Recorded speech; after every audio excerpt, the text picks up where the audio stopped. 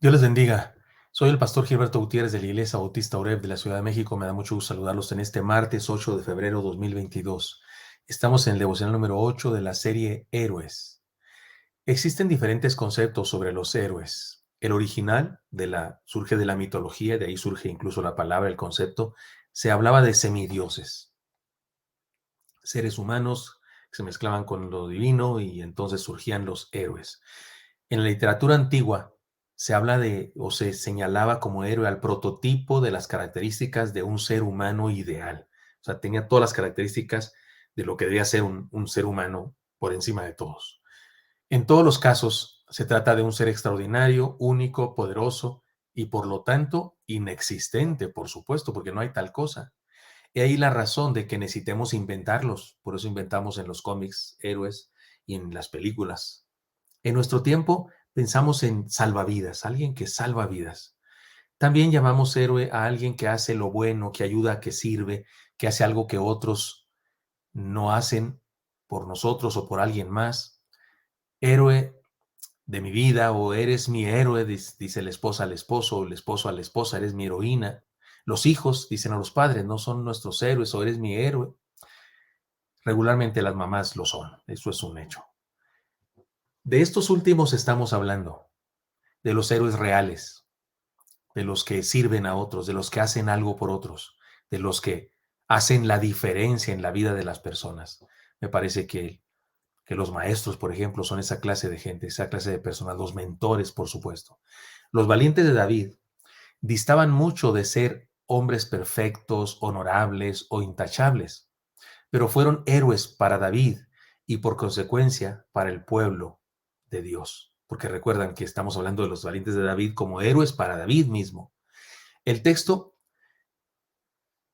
que tiene una especie de clave con respecto a este asunto del que estamos hablando, de nuestro tema, dice así, se los leo. Estos son los principales de los valientes de David que tuvo y los que le ayudaron en su reino con todo Israel para hacerle rey sobre Israel conforme a la palabra de Jehová. Esto está en Crónicas 11:10, primero de Crónicas 11:10. Son héroes que ayudaron a David con su reino, a establecer su reino.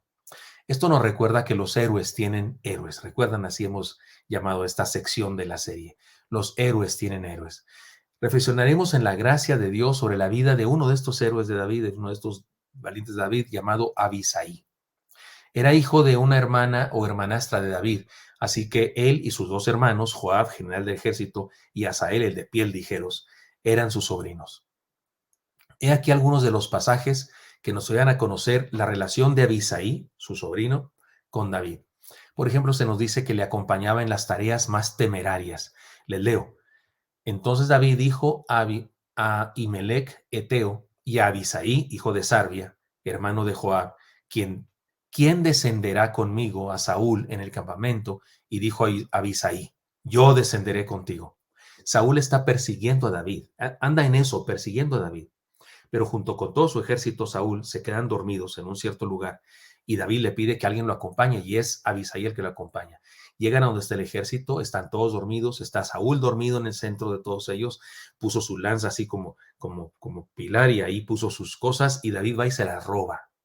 Le dice a Abisaí, mira, Dios te lo dio, mátalo de una vez o dame permiso de matarlo. Dios lo puso en tus manos, dame permiso y clavaré su cabeza en la tierra. David no se lo permite, le dice, no, líbreme Dios de hacer atentar contra el ungido de Jehová. Después, cuando despierta Saúl, David le dice, mira lo que tengo, te lo robé, estuve junto a ti, pude haberte matado. Y bueno, Saúl se arrepiente y le dice que lo ama y no sé qué, pero es mentira. Pero esto nos ayuda a entender. Abisaí lo acompañaba en las cosas más temerarias. También Abisaí ejercía un liderazgo en el ejército de David y enfrentaba con valor tareas peligrosas. Les leo.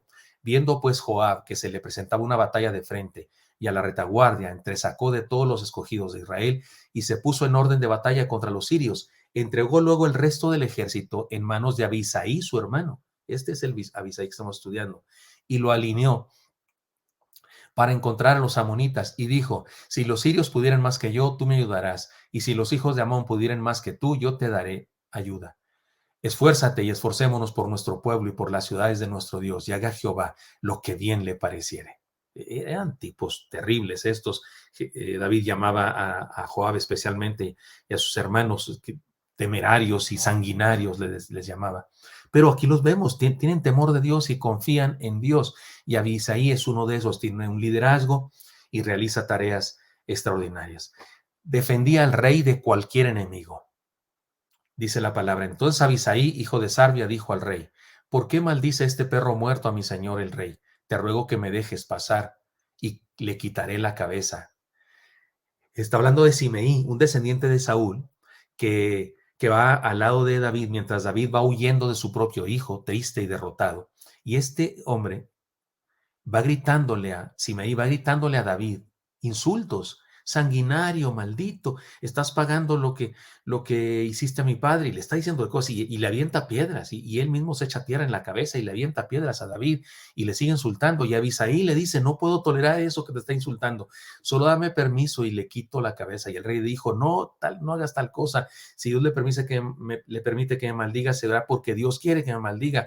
Tú deja que así sea. Y incluso regaña a Abisai, pero Abisai mostró un gran respeto por el rey. Estaba dispuesto a matar a alguien porque lo estaba insultando. Incluso Abisai salvó la vida de su tío, el rey. Dice la palabra.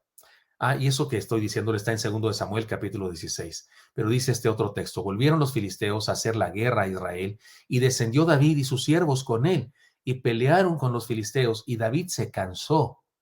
Isbi-Benob, uno de los descendientes de los gigantes, cuya lanza pesaba 300 ciclos de bronce, y quien estaba ceñido con una espada nueva, trató de matar a David, mas Abisai, hijo de Sarbia, otra vez Abisai, llegó en su ayuda e hirió al filisteo y lo mató. Entonces los hombres de David le juraron diciendo: nunca más de aquí en adelante saldrás con nosotros a la batalla, no sea que apagues la lámpara de Israel. 2 de Samuel 21. ¿Qué le parece? El mismo Abisai mató a un gigante que por poco y mata a David, su tío, su rey. He aquí la enseñanza principal: superemos las crisis del temor con fe. Superemos la crisis del temor con fe. En realidad tengo varias enseñanzas, dije principal, pero esta es una de las enseñanzas. Mire, hermanos, valor no es no tener miedo, sino superarlo. El único camino para superar el miedo es la fe. Tener fe es contar con una fuerza, una verdad, una ayuda superior. Es saber que hay algo más allá de nosotros. David infundió este valor desde el día en que mató a Goliat, a todos los que lo vieron. Infundió este valor a todos los que supieron de su hazaña después, como Abisai. Abisai había hecho suyo este principio de David y lo imitó. Por eso digo aquí la enseñanza: superemos la crisis del temor con fe. Y fe es saber que hay algo más, que hay alguien más. Por eso puedo decir una conclusión de esta enseñanza: temamos a Dios y no temeremos a ninguna cosa en este mundo. Temamos a Dios y no temeremos a ninguna cosa en este mundo. En segundo lugar, segunda enseñanza: superemos la crisis existencial con servicio. Y por crisis existencial me refiero a esa pregunta que nos hacemos los seres humanos: ¿quién soy? ¿Qué hago aquí? ¿De qué se trata la vida? Superemos la crisis existencial con servicio. Los enemigos de una vida plena son el despropósito y la inutilidad. El no tener propósito y el no hacer nada útil en la vida son enemigos de la vida plena, de la felicidad, de la realización. Servir a otros es la vocación de todo ser humano. Por eso fuimos puestos aquí en la tierra. Eva fue creada para ser ayuda idónea de Adán, y hacemos bien si pensamos que Adán tenía que ser también ayuda idónea de Eva. Servir a otros es la vocación de todo ser humano. Servir en la vida es dar la vida, porque cuando servimos en la vida, durante la vida, pues estamos dando la vida, porque estamos gastando tiempo, y eso es vivir. Abisai aprendió esto de su tío y rey y cumplió su misión en la vida sirviendo. Abisai sirvió, cumplió un propósito. No era una persona en despropósito. No tenía problemas existenciales en cuanto a quién soy, qué hago aquí. Sabía lo que hacía aquí. Servir a su nación, servir a su familia, a su pueblo, sirviendo a su rey. Servir da sentido a nuestra vida, y morir sirviendo es vivir para siempre. Hermanos, sirvamos a otros y hagamos que nuestra vida tenga sentido. Tercera enseñanza, superemos el discipulado imitando al maestro. Todos estamos aquí también para aprender, para crecer, no todos queremos saber más. David comenzó su vida pública y su servicio en el ejército matando a un gigante a pesar de ser un adolescente. No tenía ni siquiera derecho de ir a la guerra, pero fue, y resulta que se dio a conocer matando a un gigante. Y estableció un estándar muy elevado de un guerrero, matar gigantes. Era el matagigante y era un adolescente. Abisai aceptó el reto y también mató a un gigante, pero sirviendo a su nación, sirviendo a su rey. Qué interesante, David terminó sus días de soldado siendo salvado de los gigantes por Abisai. Él había comenzado su ministerio en el ejército, David, matando a un gigante, pero ahora termina sus días de ejército porque le dijeron soldados, nunca más salgas con otros a la guerra. Terminó sus días siendo salvado de un gigante por Abisai, de quien estamos hablando. Aprendamos a vivir imitando a nuestros héroes y convirtámonos en uno. Porque de eso se trata la vida, de servir a otros, de dar nuestra vida por otros, de compartir vida con otros. Déjeme terminar con una historia. Una maestra acostumbraba a contar a los alumnos la siguiente historia, la de la hormiga y la cigarra. La hormiga trabajó todo el verano, juntó suficiente comida para pasar el invierno. En cambio, la cigarra solo se pasó cantando y jugando y comiendo de lo que había en el verano, sin almacenar nada para el invierno. Pasó el tiempo y el frío llegó. Y un día, mientras la hormiga estaba en su agujero, a salvo de la nieve y del frío, alimentándose de lo que había juntado, llegó la cigarra y le suplicó, por favor, amiga, hormiga, ayúdame, tengo hambre y frío, déjame entrar a tu casa. Todos sabemos lo que sigue de la historia, ¿no es cierto? Lo que sigue de la historia es que la hormiga le dijo, no, porque yo trabajé para tener mi provisión aquí y tú no trabajaste, así es que ni modo, es la consecuencia. Así se acaba la fábula. Pero la maestra les contaba la historia a los niños hasta ahí. Le decía, y llegó la cigarra y le dijo a la hormiga, ayúdame, ustedes completen la historia, por favor, le decía la maestra a sus alumnos. Y los alumnos escribían el final de la historia. Durante varios años, la maestra hizo esto y la mayoría de los alumnos escribían lo siguiente. Y la hormiga le dijo a la cigarra, no, señora cigarra, no la puedo dejar entrar a mi casa. Y la cigarra se moría afuera, porque los niños sabían la lógica o se sabían la fábula que alguien ya se las había contado. Algunos niños alguna vez llegaron a decir, y la hormiga le dijo, sí, pásale, y comieron las dos y se salvaron. Pero un día una niña puso un final a la historia extraordinariamente distinto, diferente. Además, la maestra les pedía que hicieran un dibujo al respecto de lo que finalizaban en su historia, y la niña hizo un dibujo muy extraño. Y entonces mandó llamar a los padres, y los padres fueron preocupados porque su niña era una buena niña, una buena alumna, pero en esa ocasión fueron llamados por la maestra. Cuando llegaron los padres, le preguntan a la maestra, ¿qué pasó con nuestra niña? Y la maestra le contó, mire, yo todos los años cuento la fábula de la cigarra y la hormiga, y los niños siempre terminan la historia como es, que la cigarra se muere, la hormiga vive, uno que otro de vez en cuando dice que le dan el pase a la cigarra y que comen los dos y sobreviven, pero su niña hizo algo extraordinario, ningún niño había puesto eso, pues ¿qué puso nuestra niña? La trataba así como si estuviera loca, ¿no? Y la maestra dijo, su niña, mire lo que puso, se lo voy a leer, y el final que puso la niña fue este. Y entonces la cigarra le dijo a la hormiga, déjame entrar a tu casa y déjame vivir, por favor. Y la hormiga dijo, está bien, abrió la puerta y le dijo a la cigarra, pasa, entra a mi casa y vive tú para que tengas la oportunidad de ser mejor. No podemos alimentarnos las dos con esta provisión, solamente una. Sé tú la que se salve y yo me quedaré afuera ocupando tu lugar. Y la maestra dijo, nadie había hecho eso. ¿A quién se le ocurre semejante locura? Y además su niña hizo un dibujo que no entiendo. Y los papás de la niña le dijeron, ¿cuál es el dibujo? Y ahí estaba la hoja.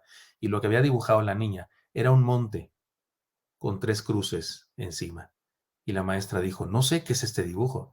Y los papás le dijeron, maestra, ese dibujo representa de dónde aprendió mi hija. Eso que puso en el final de su historia, donde la hormiga da su vida por la cigarra.